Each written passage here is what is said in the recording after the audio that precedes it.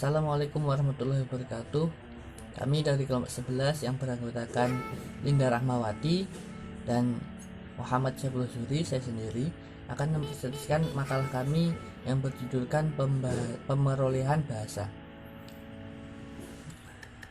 Saja pengertian pemerolehan bahasa.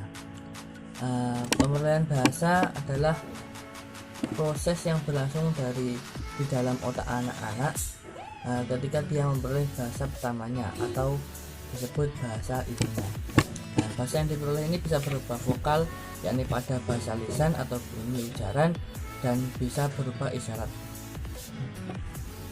Selanjutnya pemerolehan bahasa pertama atau B1. Tahapan pemerolehan bahasa pertama berkaitan dengan perkembangan bahasa anak. Hal ini dikarenakan bahasa pertama diperoleh seorang pada saat ia berusia anak-anak. Tahapannya yaitu yang pertama, tahap pemerolehan kompetensi dan performasi. Dalam memperoleh bahasa pertama, anak mengambil dua hal abstrak dalam teori linguistik, yaitu kompetensi dan performasi. Yang kedua, tahap pemerolehan simatik, yaitu pemerolehan sintaksis bergantung pada pemerolehan simatik. Yang ketiga, tahap pemerolehan sintaksis. Konstruksi sintaksis pertama anak normal dapat diamati pada usia 18 bulan.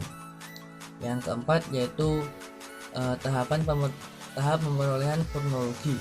Secara fonologis, anak yang baru lahir memiliki perbedaan organ bahasa yang amat mencontoh dibanding orang dewasa. Anak normal dapat diamati pada usia 18 tahun 18 bulan lebih. Selanjutnya pemerolehan bahasa kedua atau B2. Berdasarkan urutannya, bahasa kedua adalah bahasa yang diperoleh anak setelah mereka memperoleh bahasa lain. Bahasa yang diperoleh itu disebut B2 jika bahasa yang diperoleh lebih dulu itu telah dikuasai dengan relatif sempurna. Jika penguasaan bahasa sebelumnya itu belum sempurna, maka bahasa yang diperoleh kemudian pun disebut B1. Ini faktor-faktor pemerolehan bahasa kedua atau B2, yaitu yang pertama faktor motivasi, yang kedua faktor usia, yang ketiga faktor penyajian formal, dan yang keempat faktor bahasa pertama.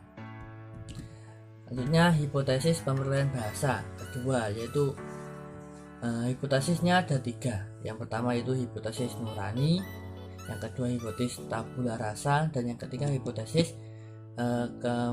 kemestaan kognitif. Mungkin sekian dari kami. Apabila ada kesalahan kami mohon maaf yang sebesar-besarnya. Akhirul qauli, wassalamualaikum warahmatullahi wabarakatuh.